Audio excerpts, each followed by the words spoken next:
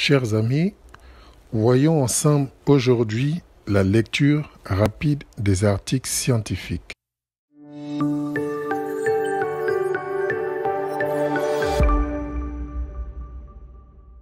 Tout d'abord, faisons un rappel sur la méthode pour accéder aux articles de façon gratuite.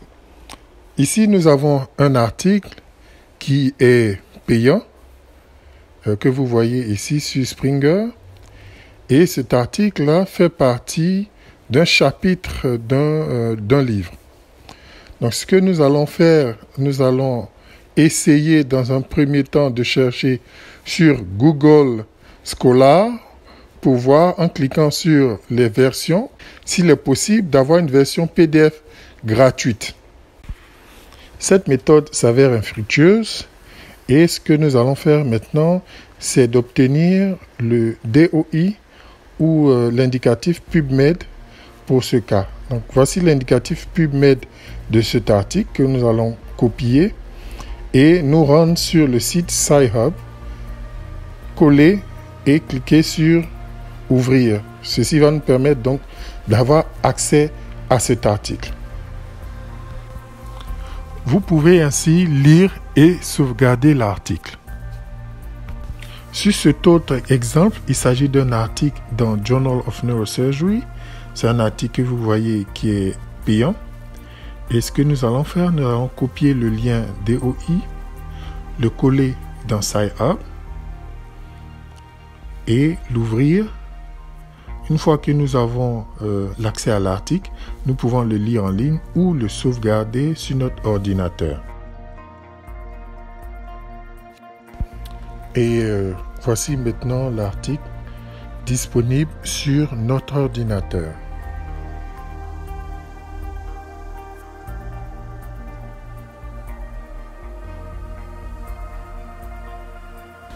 Maintenant, passons à un cas pratique de lecture rapide d'articles et de résumé.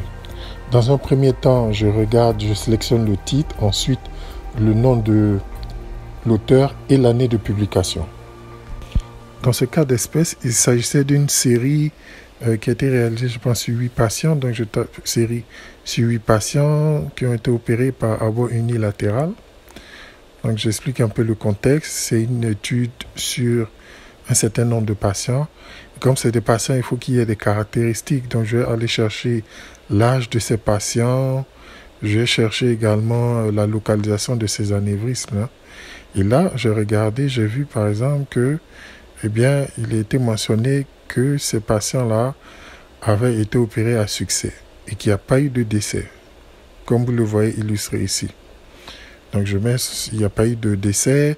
Ensuite, je vais chercher, je vais taper et chercher des informations additionnelles. Voilà. Par exemple, je vais chercher à savoir où est-ce que les anévrismes étaient localisés, également quel était l'âge moyen de ce patient-là. Donc, si l'âge moyen c'était autour de 43 ans, donc je vais taper 43 ans. Et ensuite, je vais taper la localisation de ces anévrismes. Je vais chercher dans l'article, c'était des anévrismes qui étaient situés où. Ok, je vois la communicante postérieure, je vois l'artère communicante antérieure. Et ainsi de suite, je vais taper les informations correspondantes.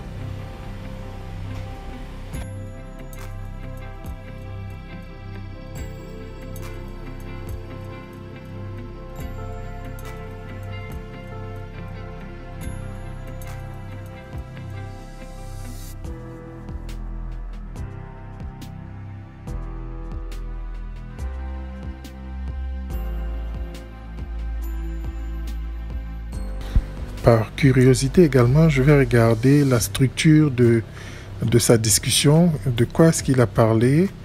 Et il a parlé de la sélection des patients, et également parlé du critère de choix du site, du côté où il allait faire la craniotomie. Également, il a parlé également de certaines nuances techniques opératoires. Voilà. Et en dernier, je lis la conclusion qui va me permettre d'avoir une idée générale sur cet article-là. Et c'est comme ça que je me fais un petit résumé, un petit commentaire sur cet article. Voilà. Donc, après cela, l'étape suivante, c'est de choisir un autre article et de le lire aussi. Donc, au fur et à mesure, vous allez vous faire votre opinion, votre propre opinion de chaque article. Et comme ça, vous avez votre petit résumé. Et quand vous serez à l'étape de rédaction de soit de votre introduction ou de votre discussion, vous savez un peu, selon votre annotation, vous savez un peu où est-ce que vous avez lu telle ou telle information, et vous allez, à l'aide de vos annotations dans Word, pouvoir retrouver ces articles-là et mieux les lire en détail pour pouvoir soit vous aider à la rédaction de l'introduction ou à la rédaction de la discussion. Voilà. Donc j'ai fait le même processus, j'ai marqué le nom de l'auteur, l'année, ce qui va me permettre rapidement de retrouver de quel article il s'agissait plus tard. Et puis par exemple ici c'était des patients qui ont été opérés d'anévrisme par clipage, également traitement endovasculaire. Donc je regarde, puisque je fais un cas clinique qui parle de cela, je regarde, je vois que eh bien, il y a quelque chose d'intéressant. Ils ont opéré des patients chez qui ils avaient fait aussi bien un clipage qu'un traitement endovasculaire. Donc là, ça m'intéresse par exemple, et je cherche encore d'autres informations. Il s'agissait de combien de patients? Je vois 3 et 15. Donc initialement, il tapé 3 et 15, mais après, je me rends compte qu'il s'agissait plutôt de 18 patients. Donc je rectifie, 18 patients, là j'ai recherché quelles étaient les localisations ou bien quelles étaient les complications péropératoires, etc. Je vais chercher d'autres informations. Okay? Et comme ça, par exemple, quand je serai en train d'écrire la discussion, je pourrais mettre que Dong et collaborateurs en 2016 avaient dans leur série 18 patients qui avaient été opérés de façon hybride, c'est-à-dire clipage et traitement endovasculaire, et voici les résultats qu'il avait. Voilà un peu comment est-ce que je mène mes résumés pour ces différents articles-là. Voilà. Donc, pour résumer mes propos, il faudrait lire le titre. Certains vont vous conseiller de lire le résumé, l'abstract. Vous pouvez le lire aussi, c'est pas mauvais. Mais ici, ce que je vous ai montré, c'est d'abord de lire le titre et ensuite de faire des annotations.